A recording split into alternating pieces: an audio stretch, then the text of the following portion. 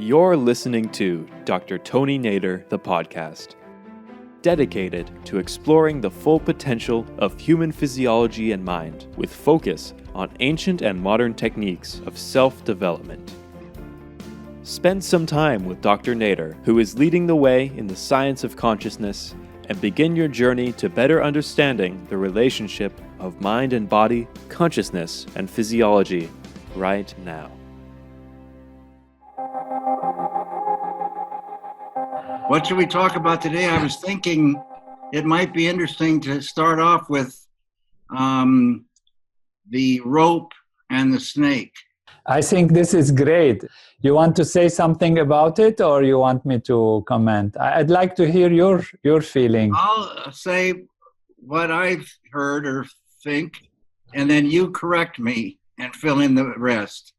Wonderful. Okay, so for some reason, we human beings mistake the rope and we see it as a snake. And this is an analogy of how we perceive the material world. When the line is everything is consciousness, but we see, the material world and we don't see that it's consciousness. And they call this the mistake of the intellect. And so we are in bondage. And as you've said before, what we see, we sort of become. And we have a life in bondage. We don't know it, but we're bound until we unfold enough consciousness to see the reality. The reality is it's a rope, not a snake. The illusion that everything is material and gross and everything is made out of surface values that the senses can experience. The ultimate reality is that consciousness is all there is.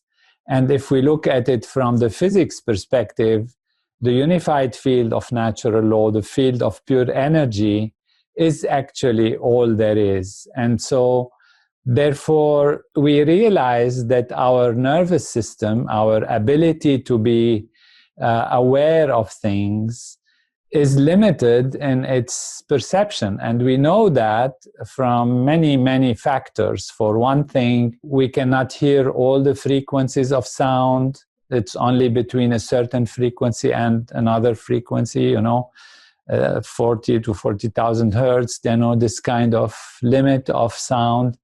We cannot see all the wavelengths of light. We also are limited between the red and the violet.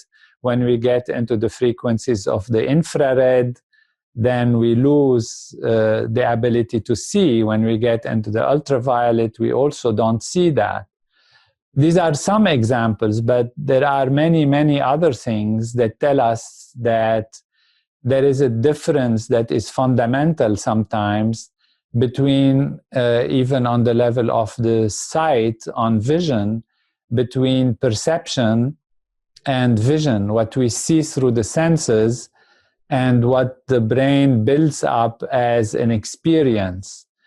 And that is really based on how our nervous system works and what we can detect and our prejudice and what is there in our nervous system that makes us able to see certain things, but not to see the reality of the entire universe and how it is ultimately consciousness. Now, this is on the ultimate level, and you have taken this to a supreme level of the difference between a rope and a snake.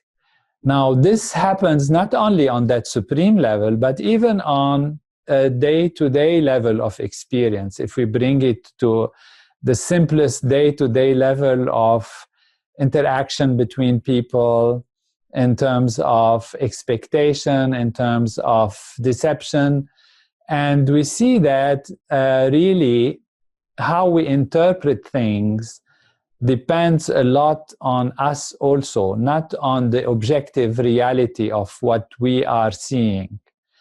So, if we go back to that example and explain to those who are not familiar with it what it really means, we say the example comes from the ancient Vedic tradition, where they explain that somebody is walking on the street and they see something and they assume it's a snake. And because they assume it's a snake, they get scared. And, if they are of a weak heart, they might have a heart attack. Their heart, in any case, starts beating very fast. They react as if they have to be in a fight or flight response. And one can build up on the story and say, suppose then, they run, they get into an accident, or they drop something that they had, they burn themselves, or, you can take it to more and more aspects of consideration and say, let's say they push something that is a fire and the fire burns something and they're running around, the snake is there. In the meantime, the whole house starts getting on fire, and the whole house on fire, the whole town gets in fire. You get a whole huge thing that happens based on what? On an illusion, a mistake of understanding, a mistake of perception. And what do you get? You get a fire, you might get people dying, you might get, the whole country, the whole city, whatever, shaking and completely afraid and in fear and with a lot of damage.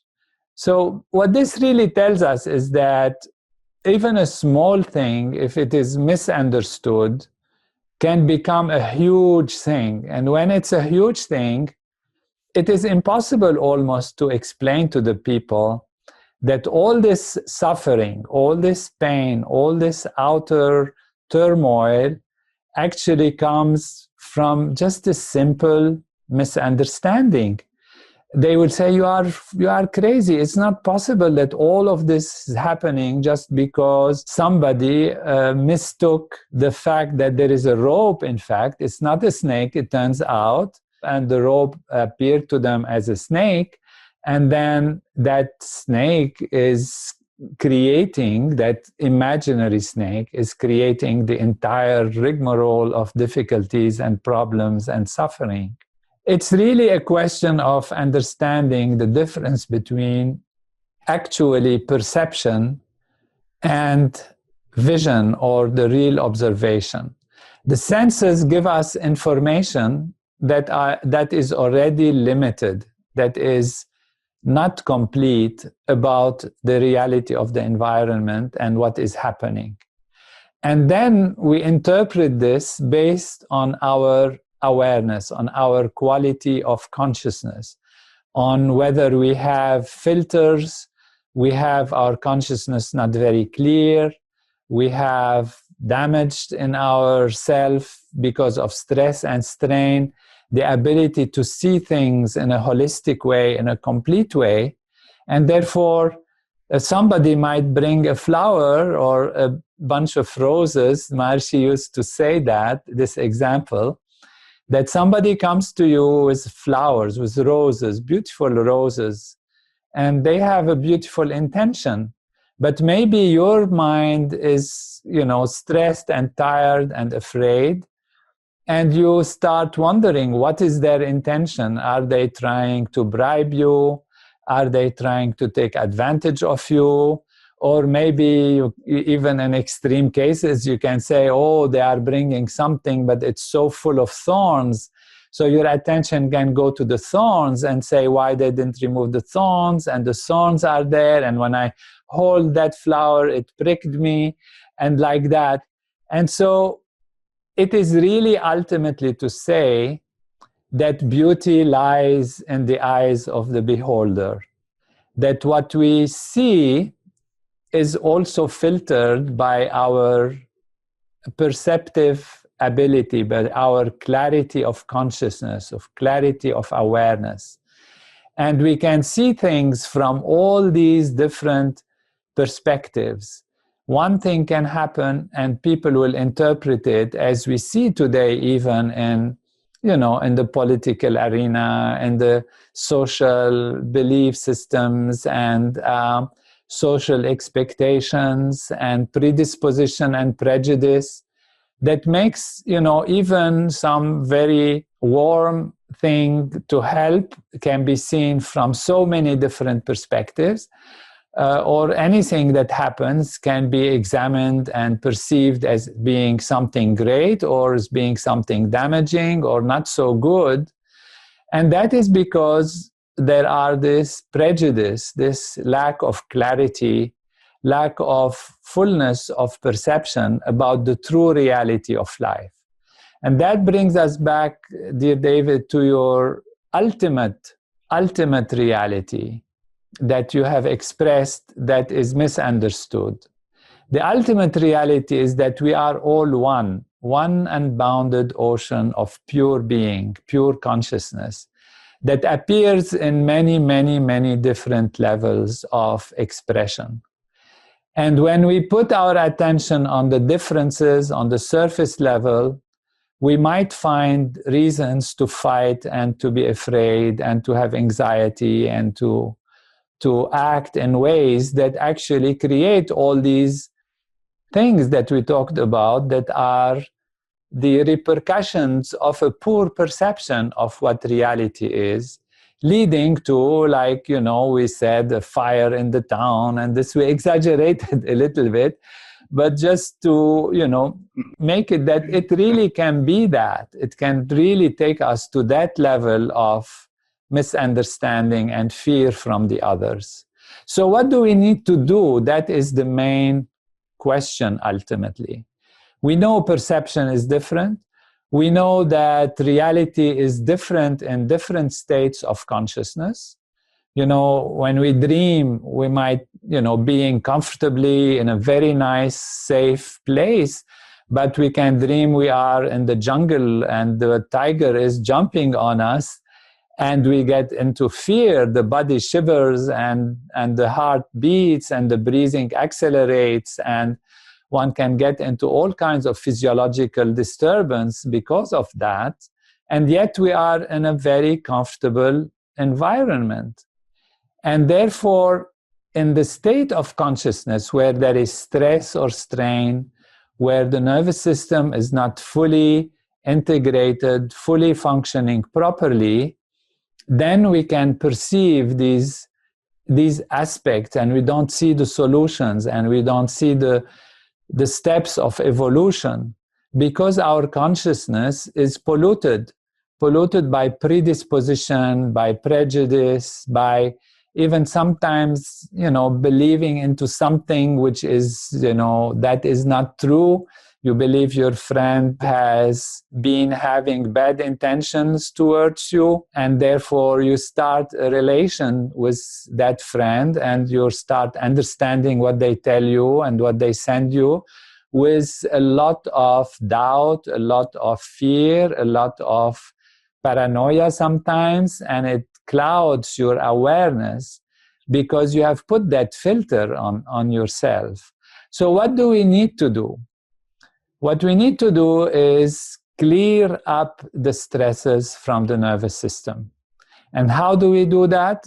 By gaining deep rest, because the nervous system, the physiology's nature is to get rid of foreign material. That is how we get rid of tiredness. When we are tired, even physically, we rest. We take sleep, we rest, and we feel better when we are awake, because the rest allows the body to restructure itself. Now, there are types of fatigue that stay with us for much longer than what the night can clear up and clean up from our nervous system. And these are what we call generally stresses and strains on the physiology.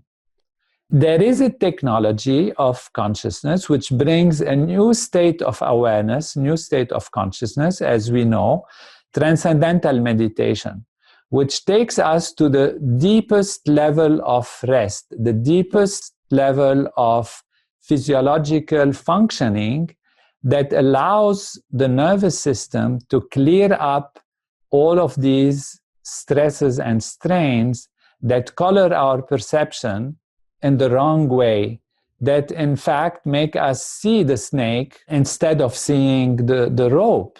So these stresses makes us see the rope as if it is a snake, and they make us see the problems when there are no problems. So they make us see problems where there are solutions potentially there.